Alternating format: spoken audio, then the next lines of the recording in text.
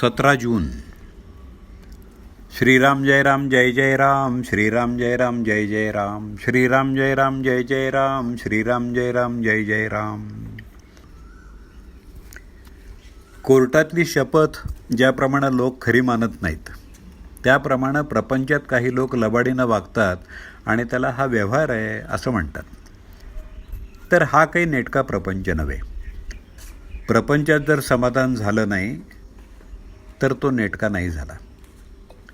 प्रपंचाची दिशा ज्याची चुकली त्यानं परमार्थ साधला नाही. ज्याला प्रपंच करता येत नाही त्याला बुवापणही करता येत नाही.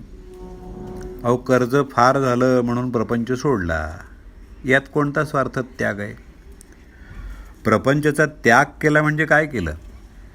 तर जंगलात जाऊन बसला, थंडी वाजू लागली तेव्हा काटक्या गोळ्या केल्या, शेकोटी केली, जागा साफ केली, तुळशी लावल्या, झोपडी बांधली, पण भिक्षेला जाताना झोपडीची काळजी केली.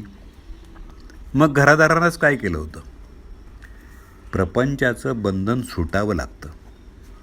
जबरदस्तीनं सोडून कुठं सोडता येतं का? हा प्रपंच, हा संसार जर भगवंतानंच उत्पन्न केलेला आहे तर तो कोणाला तरी सुटेल का? जो आसक्तीच्या आश्रयाखाली राहतो त्याला संसार आहे असं समजावं.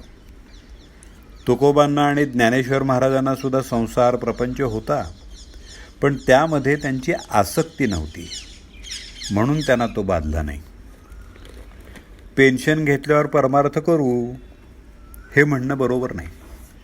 या गडबडीतच, प्रपंचाच्या झटापटीतच परमार्थ साधावा.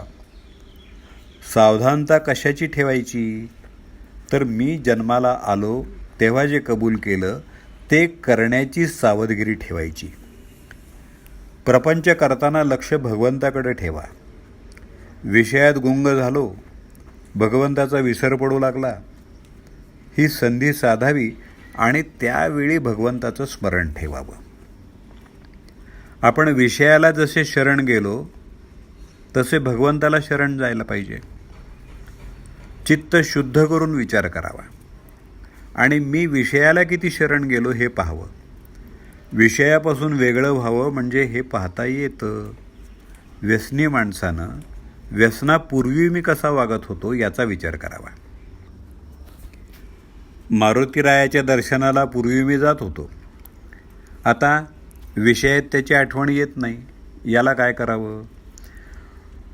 नोकरीत नाही का तुम्ही वरिष्ठाला शरण जात? मग जे पोटा करता करता ते भगवंता करता का नाही करत? भगवंताला शरण जाणं सर्वात सोपं आहे.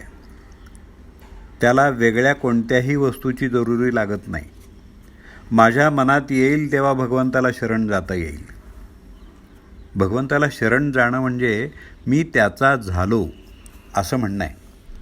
मी रामाचा झालो, जे जे होतं ते राम इच्छेनं होतं असं जो म्हणतो त्याला निराळी सावधगिरी ठेवावी लागत नाही. प्रपंचाला माझी गरज आहे आणि मला भगवंताची गरज आहे. जानकी जीवन स्मरण जय जय राम.